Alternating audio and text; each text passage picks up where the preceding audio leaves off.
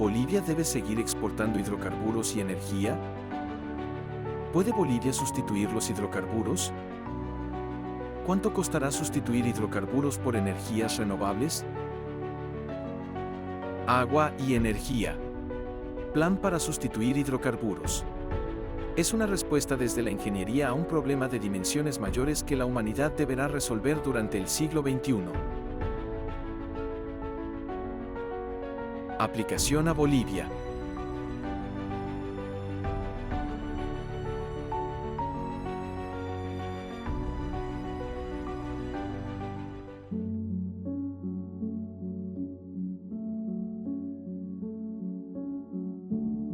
Considerando que se hizo el análisis de la oferta de las energías renovables en Bolivia, la demanda de la energía y su proyección al 2060, considerando la eficiencia energética, mejoras en eficiencia energética y por otro lado priorizando acciones y además garantizando que la transición a renovables va a ser adecuada, resolviendo el nudo gordiano de las renovables, que es el almacenamiento y la estabilidad de las redes, corresponde ahora establecer una estrategia de acción que permita convertir un planteamiento conceptual en algo práctico, real. Entonces, por un lado hay que evaluar la disponibilidad de energías renovables con respecto a la demanda. Está claro que no hay problema. La demanda 2060 máxima posible es menor a 40 gigavatios, sin considerar la eficiencia energética. Por otro lado, se sabe que la hidroelectricidad fuera de áreas protegidas es mayor a 100 gigavatios. Identificada la fecha podría ser mayor. Y la solar es ilimitada. Estamos hablando de teravatios en el área del altiplano boliviano, en el sudoeste del país, con radiación adecuada en zonas sin presencia humana importante. No hay tierra productiva, es decir, condiciones ideales para implementar la energía solar y también condiciones termodinámicas óptimas porque la temperatura ambiente es muy reducida, lo que mejora las eficiencias. Entonces, la relación oferta-demanda está resuelta. Además de eso, hay que considerar que el país puede tener energía eólica, que no es óptimo usarla en la medida en que hayan otras alternativas porque es más cara, pero también tendría biomasa residual de manejo de bosque. Es decir, Bolivia es privilegiada, tiene una gran oferta de energías renovables comparada con su demanda proyectada como cota superior al 2060, no existe ningún problema. Con respecto a la capacidad de almacenar energía para garantizar la transición a renovables y la estabilidad de las redes eléctricas, la situación es igual. La demanda al 2060 es menor a 3 gigavatios y están identificadas centrales hidroeléctricas de acumulación por bombeo a la fecha con una potencia de más de 4 gigavatios y solar ilimitada para poder cargar esas baterías de almacenamiento de energía potencial gravitatoria. Es decir, la relación oferta-demanda está resuelta.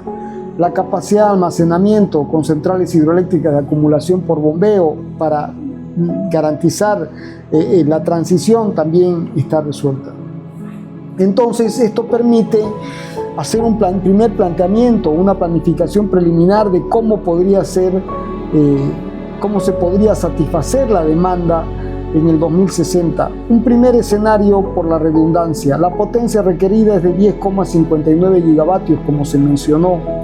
Entonces, con un factor de planta, una redundancia de 1,89, que es muy segura, la potencia instalada sería de 20 gigavatios. Bueno, hidroeléctricas con embalse el 53%, hidroeléctricas de paso el 30%, solares de inyección directa 15% y biomasa residual 2%. Esto es muy importante. Al plantear el etanol como una alternativa para los biocombustibles, para sustituir la gasolina, ¿no? Y implementar el etanol a través de la caña de azúcar, se ampliaría la producción de caña de azúcar en 445.000 hectáreas aproximadamente, lo que permitiría producir azúcar, producir etanol, pero también biomasa residual del proceso industrial. lo que permitiría una inyección adicional de energía producto de esa propuesta de sustitución de hidrocarburos. En el caso de cuánta energía sería necesaria, qué capacidad en hidroeléctricas de acumulación por bombeo sería necesaria para sustentar este planteamiento, son 3 gigavatios y con implementación de solar fotovoltaica de la relación 1:5, 15 gigavatios de potencia pico. Esta es una cota superior, porque si se quiere garantizar 24 horas por día, ¿no? Es óptimo, sin lugar a discusión alguna, la relación es 1:5, porque hay 4 horas de inyección directa, ¿no? Y luego uno tiene 20 horas sin inyección, entonces hay que almacenar para poder después inyectar 20 horas. Es una situación óptima. En la mayoría de los casos, con baterías de litio no superan 4 horas porque es inviable desde el punto de vista económico y tecnológico superar esos niveles. Entonces ahora simplemente se hizo el cálculo de esta manera, absolutamente segura para que no exista posibilidad de cuestionamiento al planteamiento tecnológico que se está haciendo. Existe un segundo escenario donde básicamente los números son los mismos, simplemente cambia el factor de planta, menor redundancia, menor seguridad. En vez de tener una redundancia de 1,80 se baja a 1,65.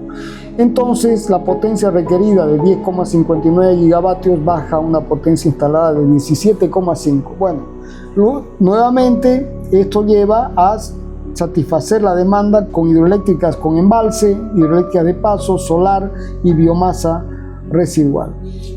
Hidroeléctricas de acumulación por bombeo para resolver el nudo gordiano de las renovables de 2,62 gigavatios y solar para hidroeléctricas de acumulación por bombeo de 13,12 gigavatios pico.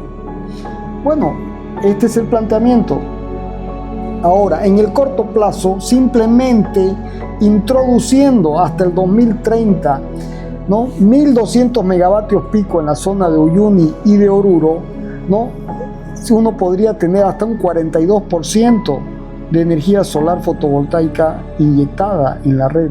Y si a eso se le suma que de una vez entren en operación las centrales de Miguillas y de Ibirizu, que están prácticamente terminadas, hidroeléctricas, y que agregarían al sistema 493 megavatios, la composición de la energía, de la oferta de energía, reduce la dependencia de más del 60% en térmica gas a el 22%, 21,77%. Este es el planteamiento de corto plazo, 2030. La potencia máxima demandada para el 2030 serían de 2,25 gigavatios en el día y la hora pico, día de máxima demanda de la hora pico, y la potencia instalada subiría a 5,1 gigavatios. Entonces la pregunta que surge inevitable es, ¿y es esto posible?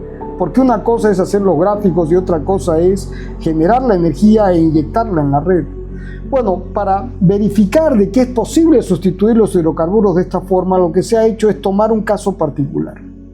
Se tomaron los datos de un día específico de generación, uno los baja de internet del Comité Nacional de Despacho de Carga, en este caso corresponden los datos al 27 de febrero del 2025, donde se tiene la demanda, que es la curva roja, y se tiene la oferta, ¿no?, de ese día según el planteamiento del Comité Nacional del Despacho de Carga.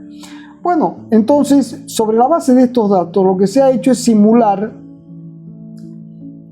la inyección de la onda solar de máxima, la óptima, la que no tiene nubes.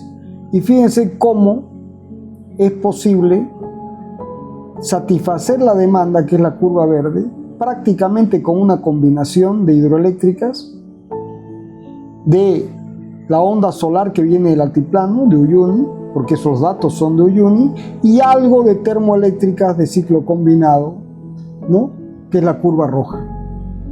Es completamente posible. Y si a eso se le suma que hoy el país está experimentando los máximos de demanda por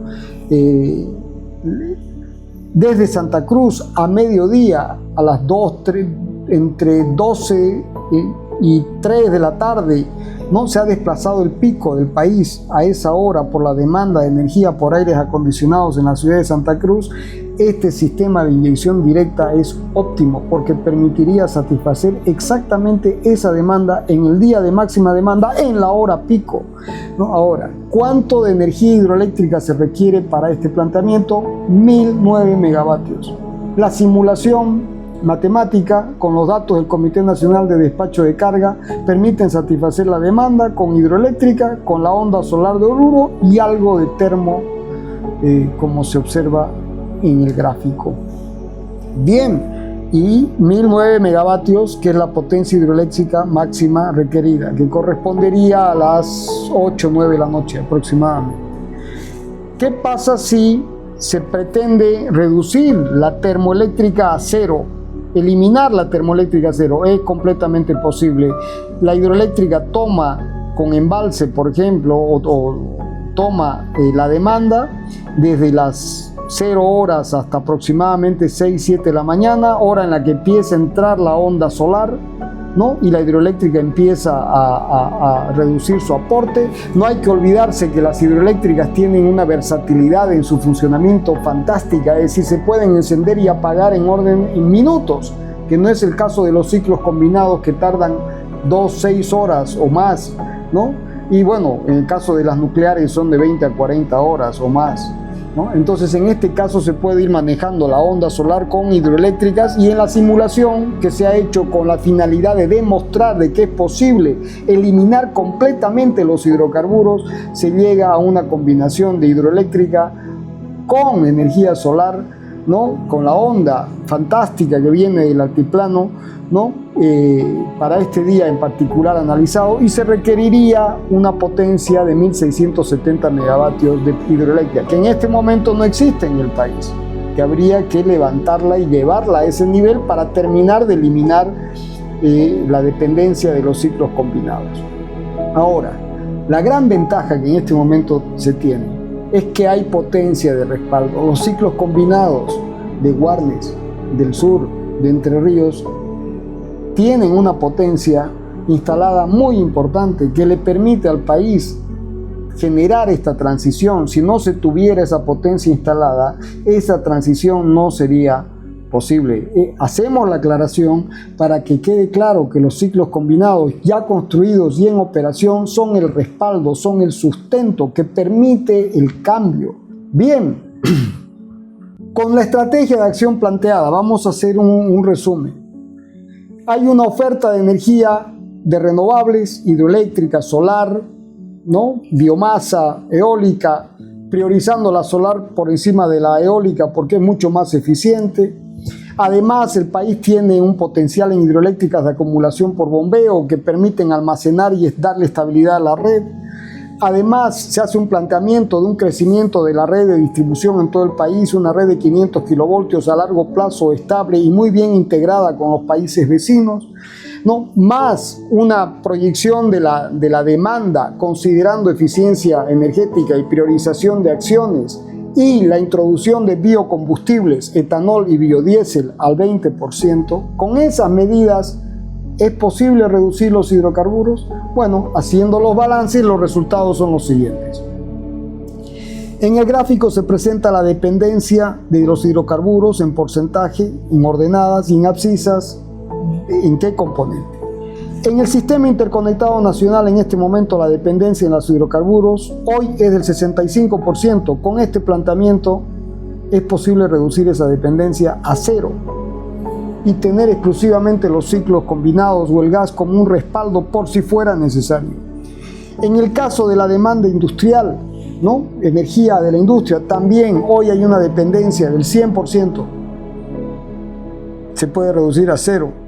En el caso de la doméstica y comercial, hay una dependencia hoy del 100%, pero producto de todo el análisis del planteamiento que se hace, esa dependencia podría bajarse al 83,89, 84%. En el caso de la gasolina, considerando medidas de eficiencia energética, esto es muy importante para reducir la demanda, más la introducción del etanol, más la migración al GNV, más la electromovilidad, más un transporte público troncal sin baterías, ¿no? La gasolina se reduciría la dependencia del 100% al 40%. Y en el caso del diésel, ¿no? Hay una reducción al 36% con las medidas ya mencionadas. En el caso del GNV la situación es más complicada porque hay una migración de gasolina y diésel a GNV, pero sin embargo también hay una reducción al 64%. En el caso del corredor bioceánico ferroviario de integración, tan importante para el país para lograr el tráfico masivo de carga en la espina dorsal que tiene Bolivia, vinculando desde Puerto Suárez hasta el Desaguadero, pasando por Santa Cruz, Cochabamba, La Paz, ¿no? Es decir, no hay un cambio porque hoy no existe y el día de mañana sería eléctrico. Entonces, el balance total, luego de todo este análisis, permite pasar. Hoy la dependencia es del 93,47%. Solamente no se depende en el sistema interconectado nacional, en las hidroeléctricas que funcionan, algo de solar, algo de eólica, algo de biomasa. Se podría reducir esa dependencia al 41%. Evidentemente no se logra reducir en el total a cero, pero la dependencia baja sustancialmente. El país avanza hacia adelante a paso firme, hacia energías renovables, sustentables, dejar de depender de los hidrocarburos, ¿no? El futuro de la energía en Bolivia es esencialmente hidrosolar, es decir, agua y energía, pero no una energía de todas las energías posibles, es la energía directa del sol, en una zona del planeta privilegiada de mayor radiación y menor temperatura ambiente, lo que favorece los rendimientos termodinámicos.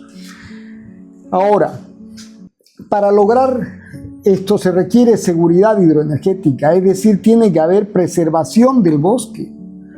El bosque presta un servicio ambiental hídrico, es el regulador del ciclo hidrológico de mínimo costo, no tiene que olvidarse de eso. Es decir, el bosque, ¿no?, es esencial no solamente para generar las condiciones de provisión de agua regulada, como se explicó in extenso en la parte 1 del marco conceptual y la estrategia de acción. El bosque es clave para dotación de agua potable, para proveer agua, para producir alimentos, para la industria, para otros usos, para la naturaleza, pero también ahora para la energía, agua y energía.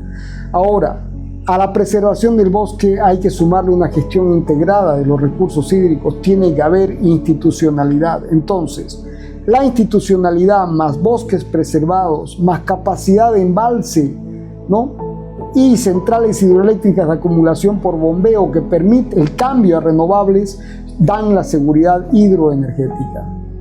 Ahora, el tema del bosque no es un tema solo de Bolivia, es un tema del mundo entero, es continental. Estas imágenes, para que se entienda de qué se está hablando, hay que entender el concepto de ríos voladores.